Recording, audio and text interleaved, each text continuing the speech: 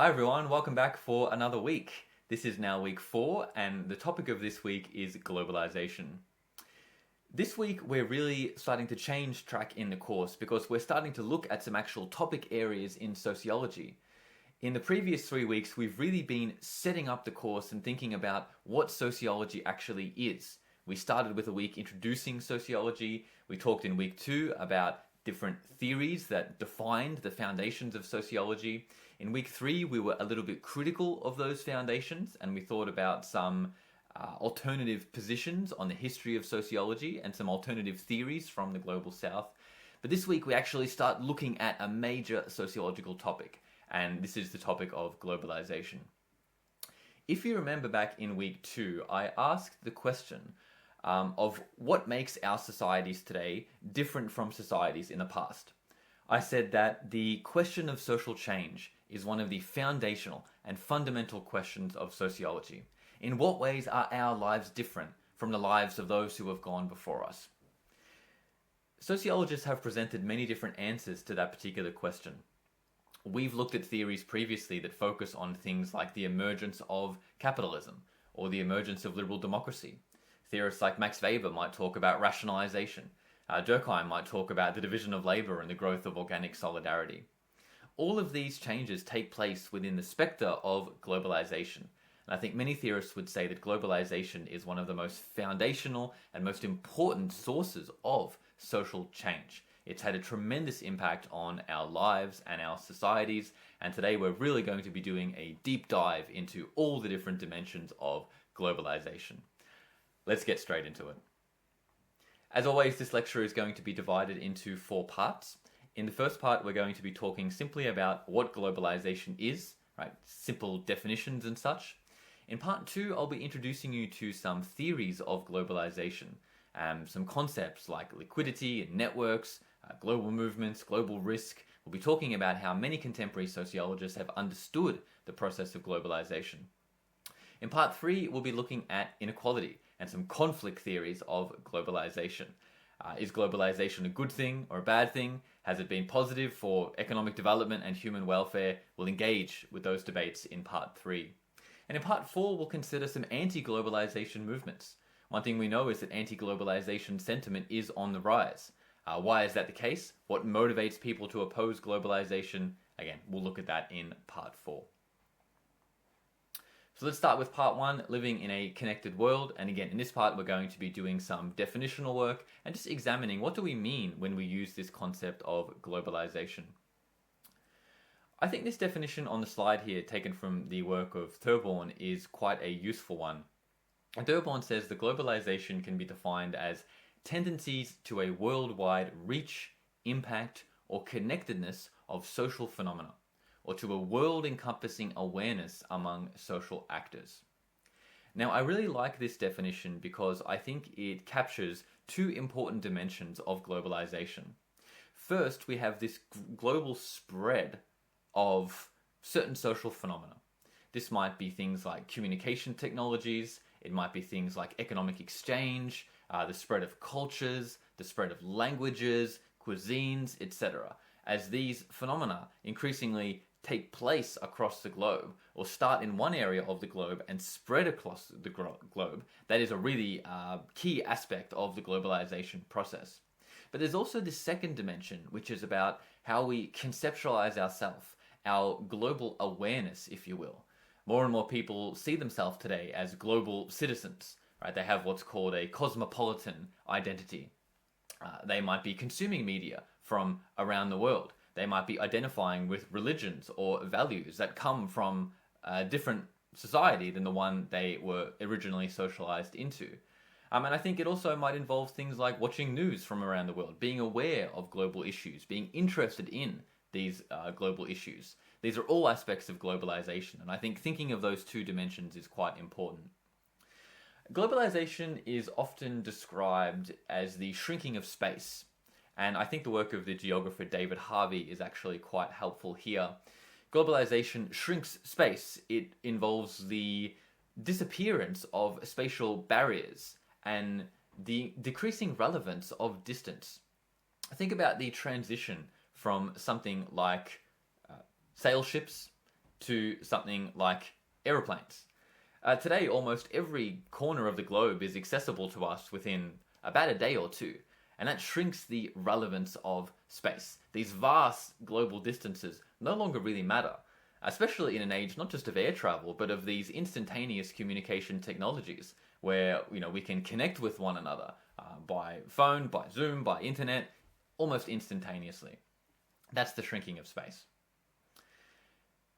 When sociologists talk about globalization, they're typically talking about three different dimensions, and we'll be speaking about this a bit more in the next slide. But globalization typically has the dimensions which are economic, political, and cultural. And when you think about globalization, try to think about it in those three different dimensions. One thing I do want to reinforce is that globalization is not a new process. It's not something which has just happened over the past 10 years. It is a centuries-long process. It's something which has been gradually increasing over the course of human history. But despite that, I don't want you to think of it as a linear process. And what I mean by that is that globalization did not start at nothing and then just gradually following this straight line increase over time. We instead like to speak about waves of globalization. There have been periods where globalization has been flat, some periods where it has really developed quite quickly, other periods where it has contracted. It's not always the case that we are becoming more globalized. There have been historical periods where globalization has diminished before jumping up again. I'll give you one very simple example of this. So we talked about air travel as one example of globalization. Well, here is the number of air passengers carried globally over the past 75 years or so. So you can see obviously there's very little air travel in the 40s and the 50s. Gradually, as commercial air travel becomes more common, we see this emergence of air passengers. But it's not a straightforward linear line. There are some periods where this dips down. It's a wavy line, if you will. And there are many periods where it actually decreases. Notice, for example, at the very end of this chart, we have the COVID period, a complete collapse of air travel worldwide. And the COVID period was definitely a period where we saw this real pullback against globalization, a reassertion of national borders and national boundaries. Let's talk a bit more about these different dimensions of globalization. I said there's economic, political, and cultural globalization. Now, economic globalization is about the integration of financial markets around the world. Right? The spread of global capitalism, the spread of markets, international exchange and trade of goods, something like migration of individuals for economic reasons, right, to obtain work in different countries. This all comes under the heading of economic globalization. Some other important phenomena here are things like global trade agreements. So something like NAFTA, which is the North American Free Trade Agreement, something like the TPP, the Trans-Pacific Partnership. These are arrangements between countries to allow for the free movement of goods and sometimes people between these countries. We also see the promotion of economic globalization by certain international organizations. The WTO is the World Trade Organization, and this facilitates, again, the movement of goods and sometimes people between countries around the world. You might also think of something like global commerce platforms, platforms like eBay and Amazon that allow for international exchange, and also the emergence of multinational corporations, right? Companies that are doing business right around the world, that have global supply chains, that have customers in basically every corner of the world. Right? This is an era where multinational corporations are really significant players in the global economy, but also just in society and culture more broadly speaking. Now, political globalization is about forms of interconnectedness that relate different governance with one another. So different national governments might find ways to connect with one another and to cooperate with one another. Some important phenomena that you might think about here are the emergence of international cooperative bodies. So for example, the United Nations is very important here. Things like ASEAN, things like the EU will also be under this heading. And even treaty organizations like NATO. Okay? And anything that facilitates cooperation between nations can be seen as an element of political globalization. I don't just want you to think about national governments here. You might also think about something like global social movements. So often we see social movements starting in one country and spreading rapidly around the world. We saw that with things like the Black Lives Matter movement. We saw it with the school strikes for climate, for example. Okay, these are social movements that take place in many, many different countries. Hence, they come under this heading of political globalization. Cultural globalization is anything to do with the spread of culture. So this might be the spread of media, okay, as we consume media from around the world. That might be news media, that might be entertainment media, broadcast media. Okay, young people in Australia listening to K-pop, that's cultural globalization. The spread of the world religions comes under this heading, but also the spread of things like values. The idea of an international system of human rights, for example. That is cultural globalization, with elements of political globalization as well. And cultural globalization is facilitated by the movement of people around the world, again, sharing cultures, customs, cuisines, etc., but also phenomena like the internet and social media. Again, it allows me to consume media from around the world. That's cultural globalization. Now, as I said earlier, globalization is not a straightforward linear process. It develops through a series of waves.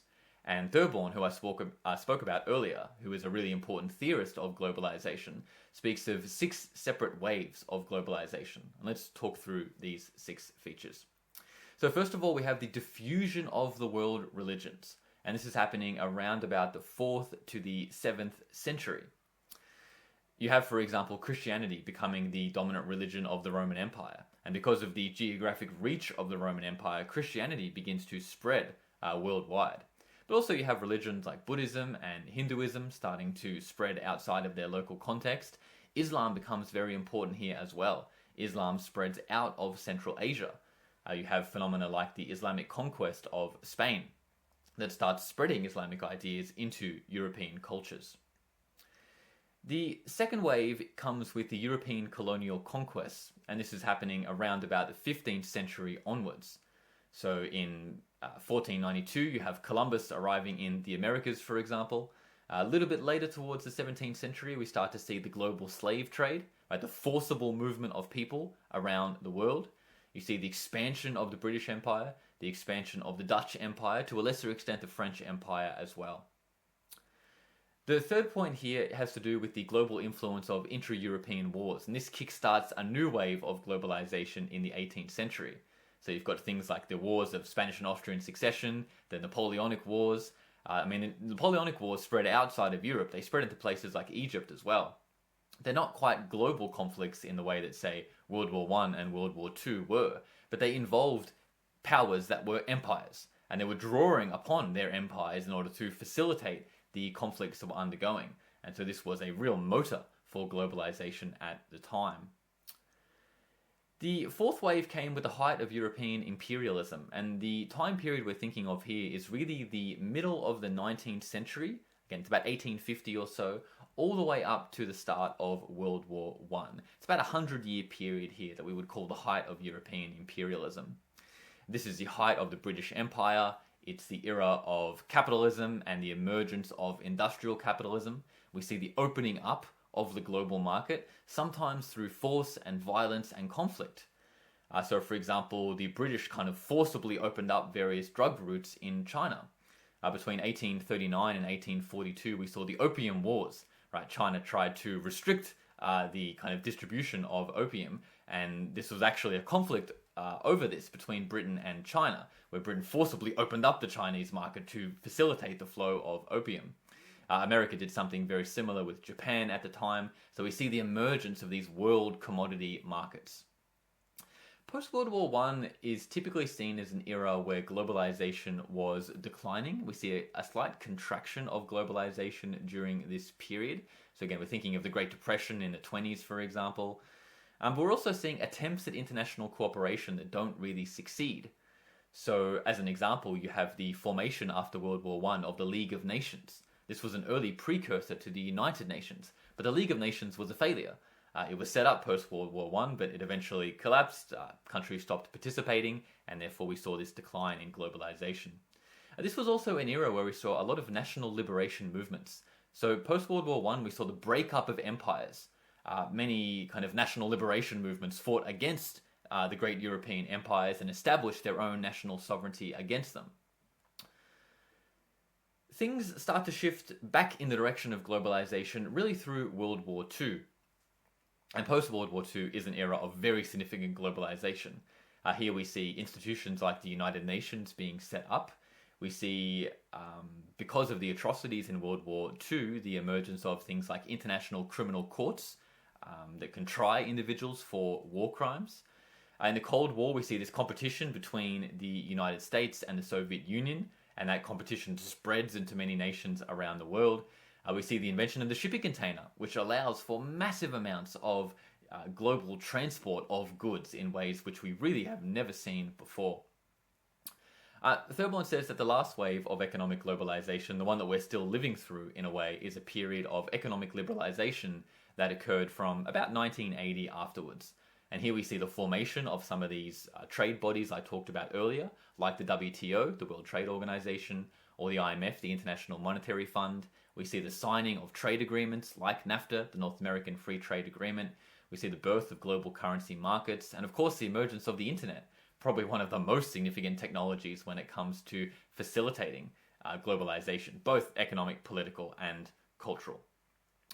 As to whether we're still living in an era of globalization, is globalization increasing today or declining? I think it's a very interesting question, and I'll be talking about it a bit more in some later parts of the lecture.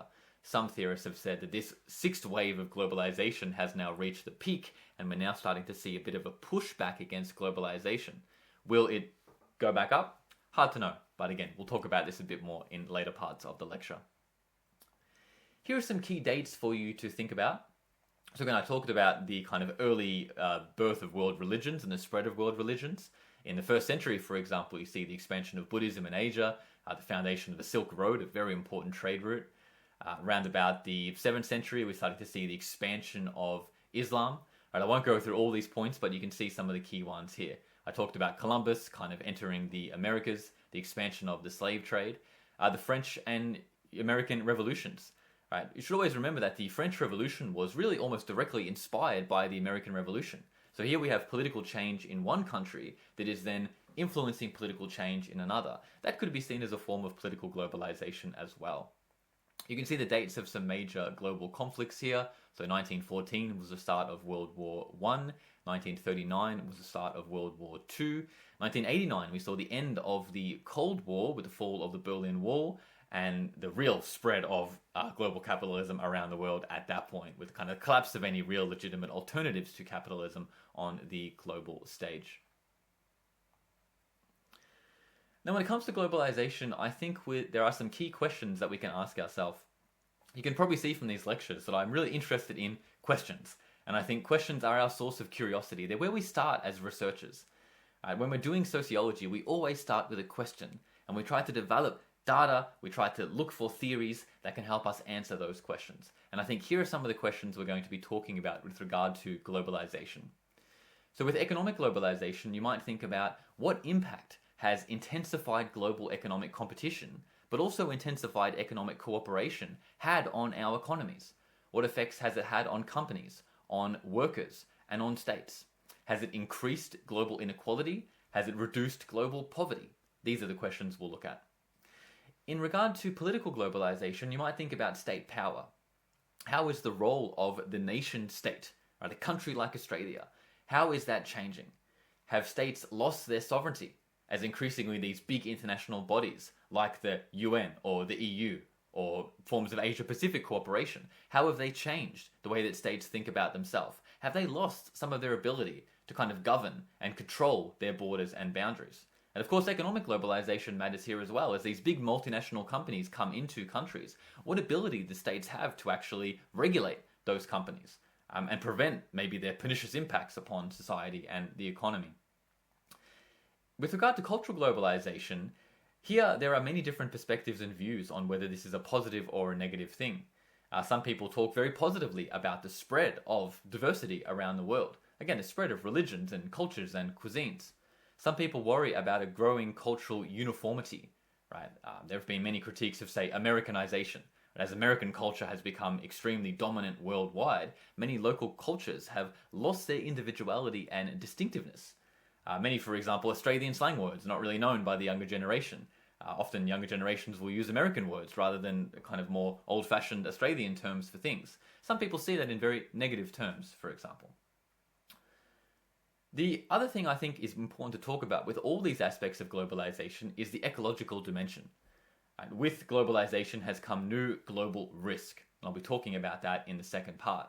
Can globalization be conducted in a sustainable manner, or is globalization intrinsically corrosive to the environment? Do we have to sacrifice globalization to deal with problems like climate change? Very interesting questions. We'll be touching on all of them in the next few parts of the lecture. So let's take a break there, come back in part 2, and we'll talk about liquids, networks, and movements.